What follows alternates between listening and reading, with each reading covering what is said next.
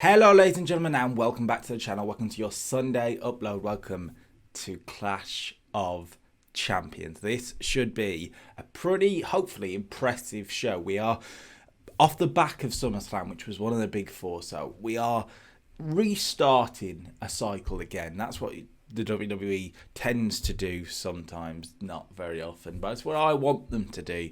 So we are sort of recycling stuff, but at the same time moving on some quite good stuff. We've got big matches planned. We've got the Fatal 4-Way for the WWE Championship. That's Drew McIntyre against AJ Styles, against Kevin Owens, against Randy Orton. AJ Styles, the heel champion in that one, wanting respect, not getting it so far. The battle of the supernatural element for the Universal Championship. The Fiend, Bray Wyatt, who won that championship at SummerSlam from Braun Strowman. He is putting it on the line against Jeff Hardy, who's got Willow ready to go. It should be a good battle between those two. Of course, Clash of Champions is all about the championships. Every WWE main roster championship is on the line tonight, including the Smackdown Tag Team Championships, a triple threat tag team match. It's Roman Reigns and Daniel Bryan defending against the newly turned heel Usos and the ring workers, Ricochet and Mustafa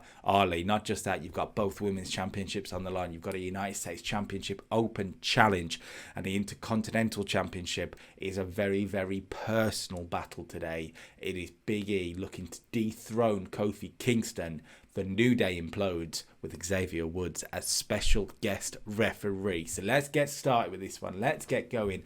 A pay-per-view with no Seth Rollins on the card. Amazing that we can even do that for the record. But let's get going. Clash of Champions 2020.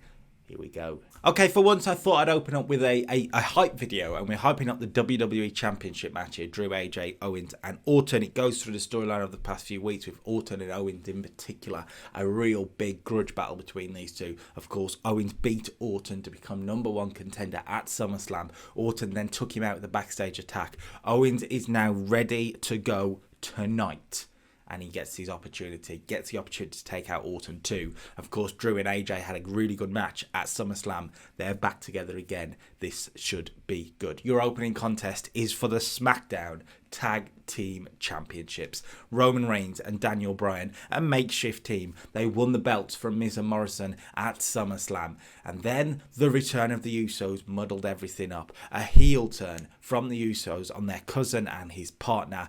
Add in the fact that Ricochet and Mustafa Ali beat the Usos on Friday on SmackDown to get into this matchup. Three big teams, six fantastic workers.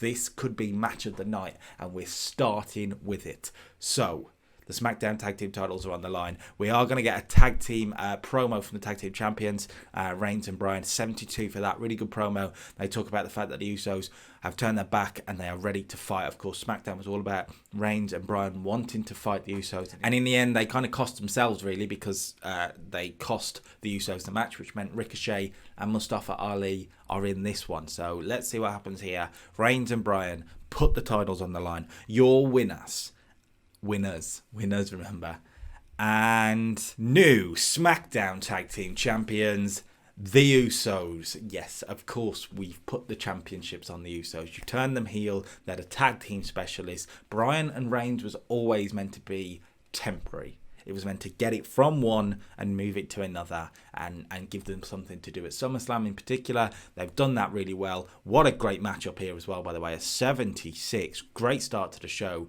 I actually thought it could have been a bit better, but when you look at Jimmy Uso's 69 and Ali's 61, it's still very good, so I'll take that. Yeah, let's talk about it. So the Usos get the victory. Jey Uso pinning Mustafa Ali, who's the weak link in all of it. Like you can see there, 61, it made sense. He was the guy that would take the pinfall here and not really lose anything, so it made a lot of sense. We've turned the Usos heel, so we have to really get behind that now. You can't just job them out all the time. I know they did lose on Friday, and I'm sure a few of you had a raised eyebrow at that, but that was a storytelling loss I think we can get away with, when the fact that you're going to put the titles on them now. They've gone down to boost right up. So I'm pleased with the booking, and now Usos as heel tag team champions can be a staple of that division. Of course, you got Reigns and Bryan, who will be coming back at them. That's 2-on-2 match is a big match that will be happening soon.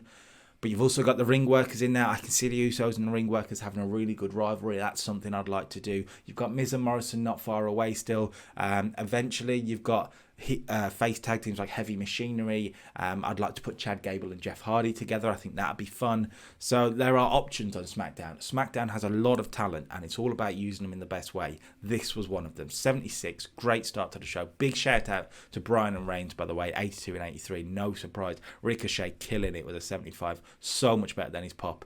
Good start to the show. Kevin Owens cut a promo on Randy Orton for 70. He says he's back, he's ready. No matter what, Randy Orton can't keep him out. He's keeping an eye out for all these backstage attacks from Orton. But no, because tonight, Kevin Owens deals with Randy Orton once again. He will take a stunner. Drew McIntyre will take a stunner. AJ Styles will take a stunner. And Kevin Owens will walk out WWE champion. Okay, the next matchup is for the Women's Tag Team Championship. We haven't done a lot with these belts, I will admit that.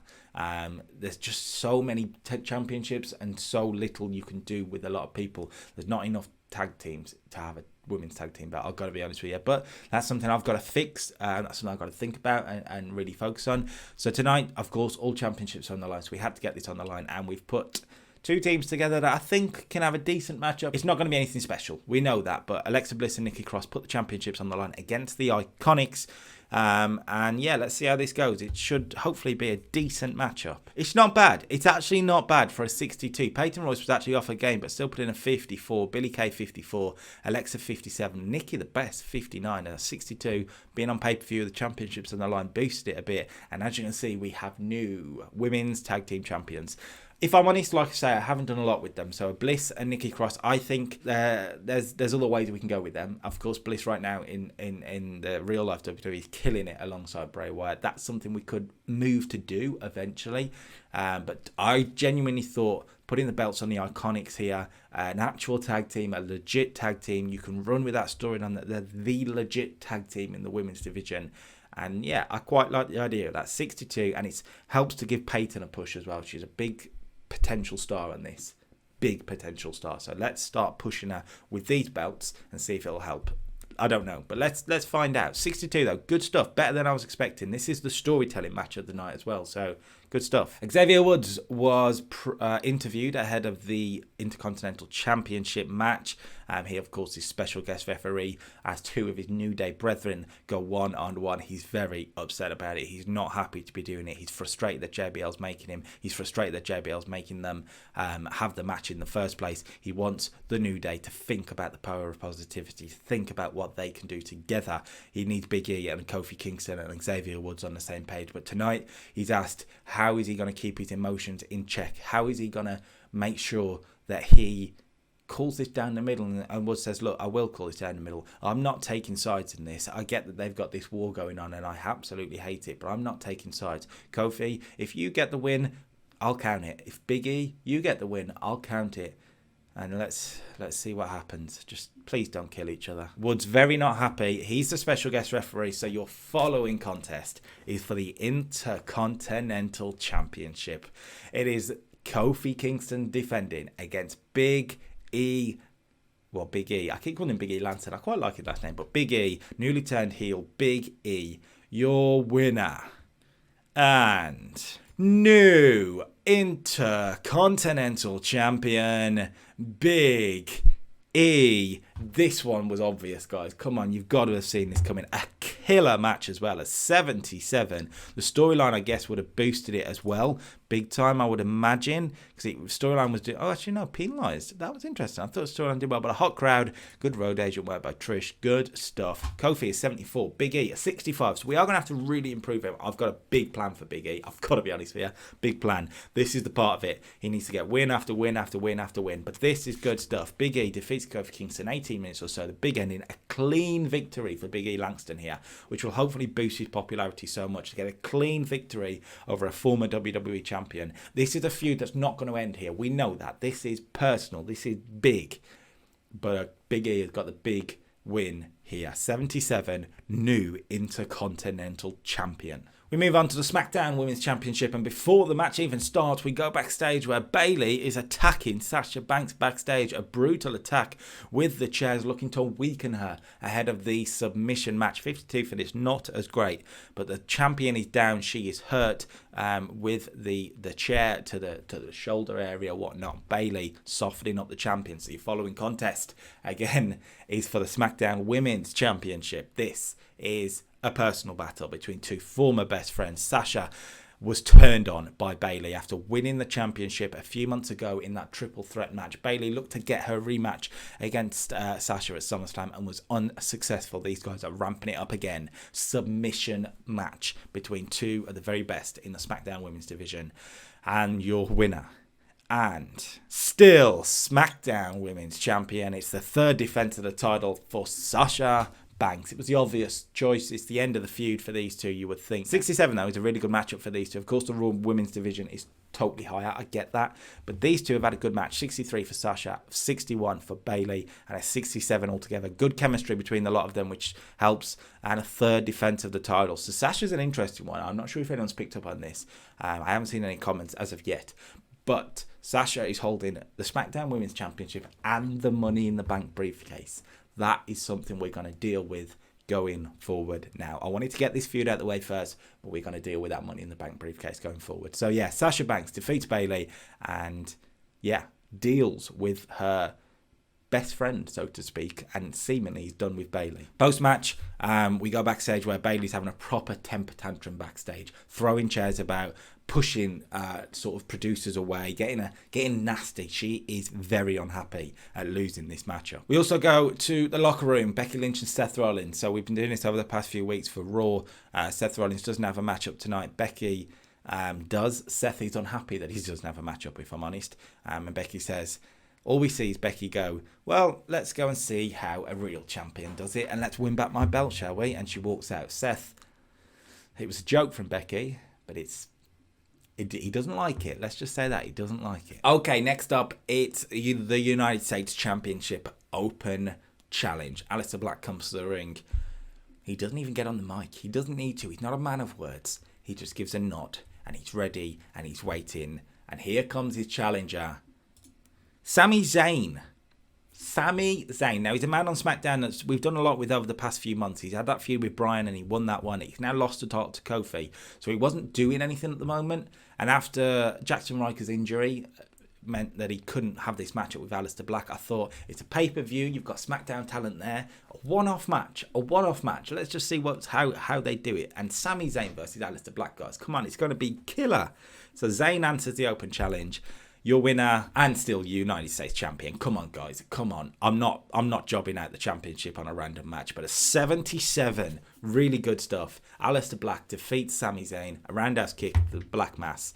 Aleister Black makes his second defense of the US title. A 75 from Black, really carrying this one, but boosted again, a 77. 68 from Zayn. He's actually lower than I thought it'd be, but Zayn is a good man to beat here. It'll help his championship reign, Aleister Black here. Good stuff.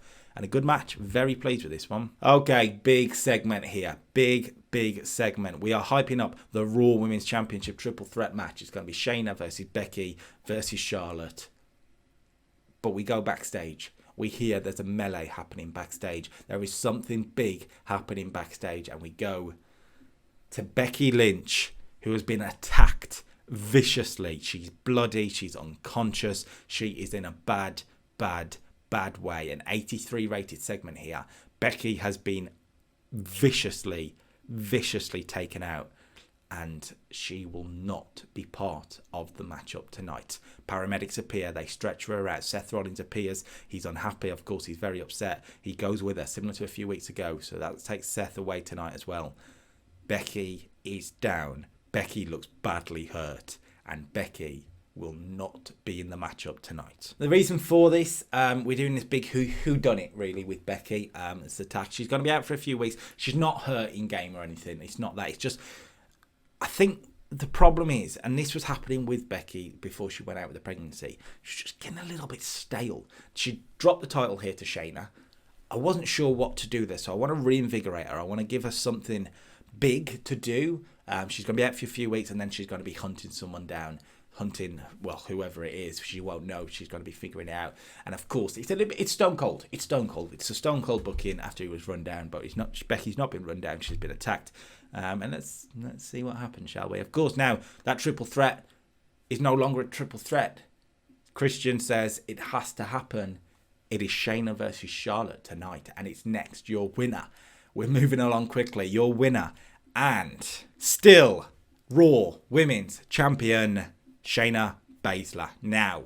Let's talk about this. Of course, Charlotte Flair turned babyface on the last Raw, saving Becky. We'd been building it for a while. It didn't go down well, but actually the match here is very, very good. A 75 rated match, helped big time by Shayna Baszler's in-ring performance, a 78. Charlotte, though, a 73. Very good. Good chemistry between the two of them as well, which is really good, because this is where we're going. So an interesting one here. A win by submission. The Kimura Lock doing the business, but the cheating as well. You could say she's nailed a chair shot or brass knucks. Whatever. Actually, brass knucks, I like the idea of that. But proper cheating, and it gives them the victory. It's where we're going forward. We'll build on this over the next few weeks. AJ Styles got a promo ahead of the WWE Championship Fatal 4-Way. He is very, very unhappy. He is not happy at the disrespect being shown to the champion. He doesn't think he should be defending his championship in the Fatal 4-Way. His odds are slim. 25% chance of walking away with the championship, a 75% chance of losing it. He is not happy, but he says tonight he is phenomenal and will upset all the odds. And that matchup is next. It is not the main event, which means the Universal Championship is main eventing tonight. So the Fatal 4-Way for the WWE Championship. AJ Styles defends against Drew, Kevin Owens and Randy Orton. Your winner and still WWE Champion AJ Styles. We only put the championship on him at SummerSlam, or just before SummerSlam, thanks to the Money in the Bank cash-in. It is not time to take the championship off AJ Styles just yet. And he gets the victory here, pinning Randy Orton with a springboard 450 splash. What I want to say is the finish here is Kevin Owens in particular is killing it here tonight. He's back and he's killing it. We sort of said to keep him strong, because that's something we're going to go with going forward. Kevin Owens is this stone cold killer babyface. Owens here is all about taking out Orton first of all, and he looks like he's about to get the victory. The stunner on Orton. Drew is down out and out already. This is after 18 minutes of action, when AJ Styles springboards in with a 450 splash to take out Orton. He throws out Kevin Owens and gets the victory. The heel stealing the pin idea, you know what I'm saying. 81 though, AJ Styles, brilliant. 82 Drew, 76 from Owens, 75 from Orton. Gives us a 78, which is a very good match. That would have worked really well for the main event, but I'm thinking the main event will be better with Bray, who's the hottest star in the company right now. 86, 87 popularity, so hopefully Bray pulls it out. But this is good stuff. This is good stuff. AJ gets another good defense of the title. He's defended it against the Big Show on Raw, and then I think he's defended it against maybe Drew. I think he might have done. I'm not sure. Can't quite remember now. But this is good stuff. The Raw Tag Team Championships was on the line, as you can see here. A 65 rated matchup. This is really good, actually. Really good, considering you've got two sort of 50 rated performances. A 49 from Akam. Eric, as I say, 59. Ivar, 63. But a 65. Really good stuff, and the Raw Tag Team Championships were on the line. AOP retain after interference from discipled crewmate Shelton Benjamin. No Murphy. Murphy's not doing that because, of course, he fell out with the AOP, but it's still part of the same stable. Shelton obviously sent out there a message from Seth to help them out, and they do. The AOP get the victory. Big victory for them over a big challenger. So, yeah, good stuff. Not upset with that at all. So, the following is your main event. Before that, we do have a video package for 72. Video packages don't do as well on this game as they did in the 2016 version, interestingly. But the main event is for the WWE Universal Championship.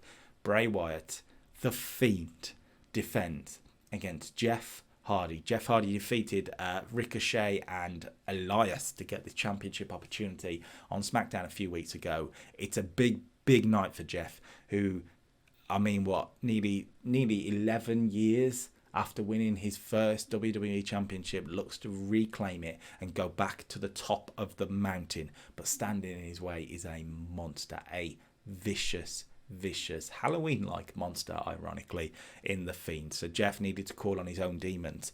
This should be psychotic, to be honest with you.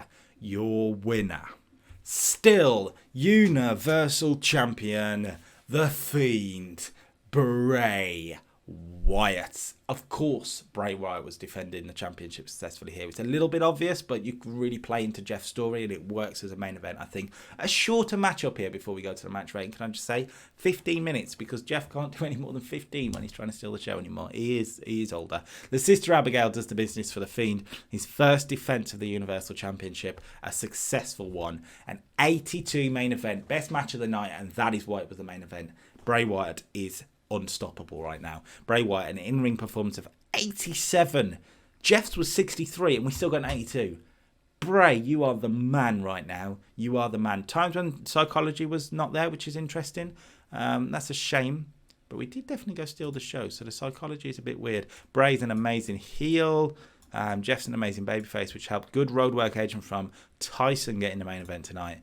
Good main event. But there was a reason it was the main event. I know it was a bit obvious, but there was a reason, because over the past few weeks, we've been doing some vignettes of a man trying to find himself, trying to get back to what he used to be, trying to, take out the flaws of his past.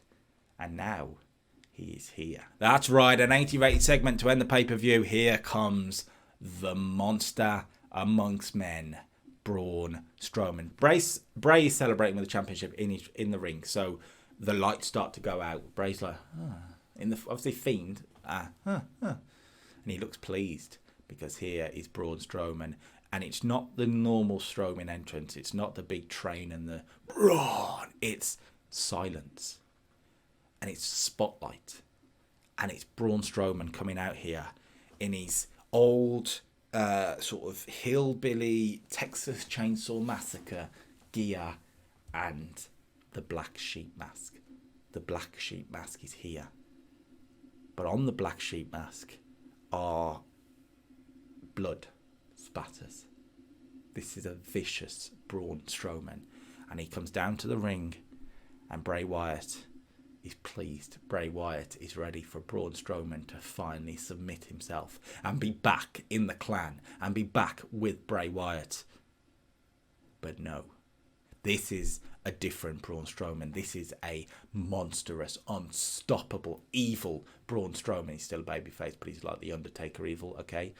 He attacks the Universal Champion, and the running power slam through the announce table leave the Fiend lying. He may have retained his championship tonight, but he has got a big challenge awaiting him. Braun Strowman is back, and he wants his Universal Championship back. But this is not the normal Braun Strowman. This is a demonic Braun Strowman.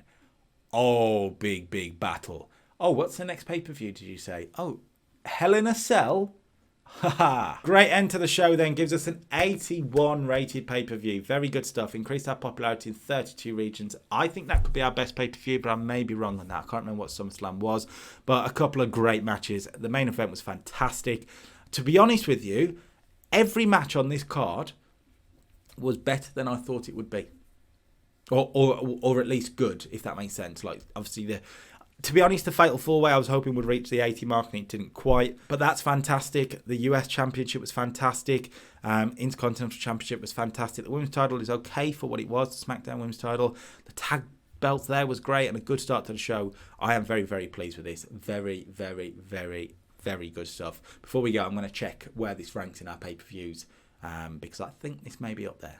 As you can see, Clash of Champions is the best pay-per-view so far on the card. And that's no surprise, because we've been building this up for a long time. Interestingly, the second best is Extreme Rules at 79. 79 there, which was Drew and Orton in a hardcore match for a 78. That was boosted big time by Seth. No, not Seth. It was the Becky and Baszler brawl there, which boosted it big time as well. But I am so pleased with that. Of course, you've got some Raw and SmackDown. Actually, the recent Raw is the second best show we've done.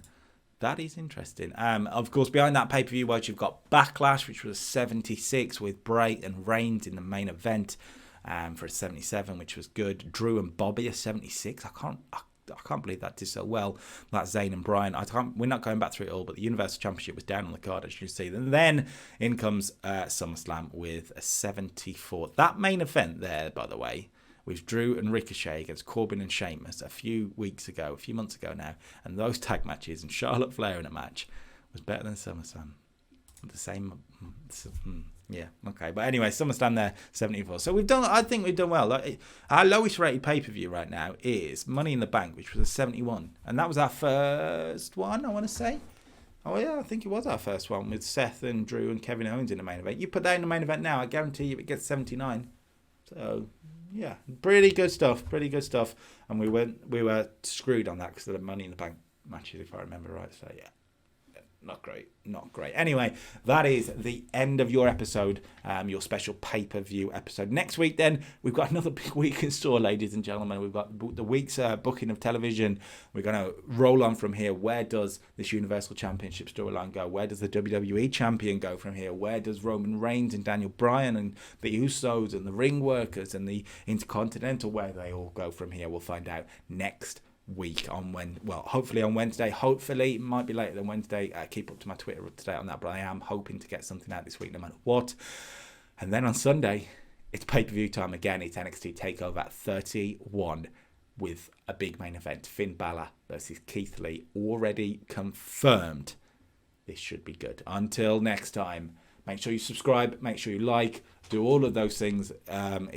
It's at the moment with work picking up again and life at the moment, it's becoming increasingly more difficult to be able to get these out at the times I'd like to get them out. So it is taking more work. So the likes and the subscriptions and the comments are all really appreciated. Please do. What do you think of this show? What did you think of the pay-per-view?